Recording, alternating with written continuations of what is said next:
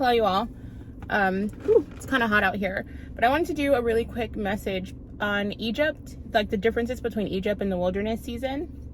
It's going to be really quick. The reason I wanted to hop on and share this really quick with you all is because there's a lot of confusion between the two, are you in a wilderness season or are you in Egypt? Egypt really signifies a place of bondage, a place of being, I don't want to say trapped in sin, but just a place of like being bound and held down by sin, whereas a wilderness is a place of stripping away, a place of transitioning into the promised land.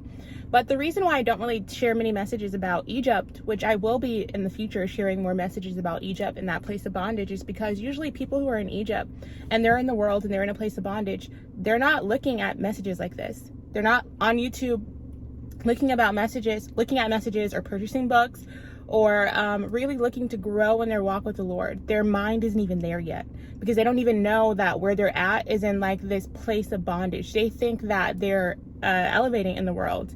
They think that they're getting somewhere in the world, but they're getting nowhere in the kingdom of God. They have to come to the end of themselves before they can even transition into a wilderness season. Those who are in Egypt have to hit a place of what the world calls rock bottom. And usually people use the term rock bottom to refer to addicts, like people who do drugs or people who have alcohol problems or people who have suffer from addictions. But the thing is, you can hit rock bottom without having any kind of addiction, which most people in Egypt, they do have some kind of addiction, whether that be an addiction to social media, an addiction to drugs, an addiction to alcohol, an addiction to sexual activity, an addiction to food, an addiction to shopping, whatever it is.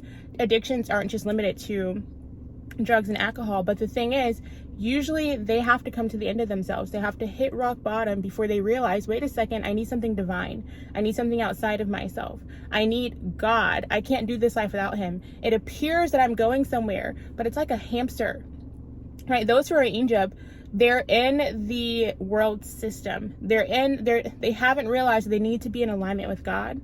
They haven't even shifted into a wilderness season yet because they haven't yet come to the end of themselves. They're doing everything in their own might or power, and they're thinking that alone is what's going to advance them. They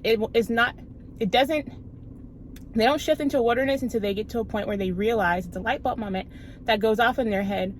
I can't do this with my own might or power. I can't do this alone.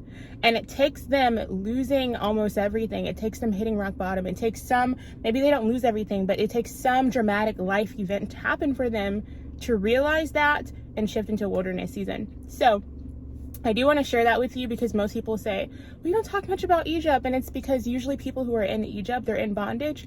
Their mind isn't even thinking about looking for messages like this. But in case the Lord sends you here, this is for you. And I want you to hit the subscribe button. I want you to share this because I know that he didn't send you here for no reason at all. And you're listening to this for a reason. So I ask that you will share this message. There's so many resources for you below.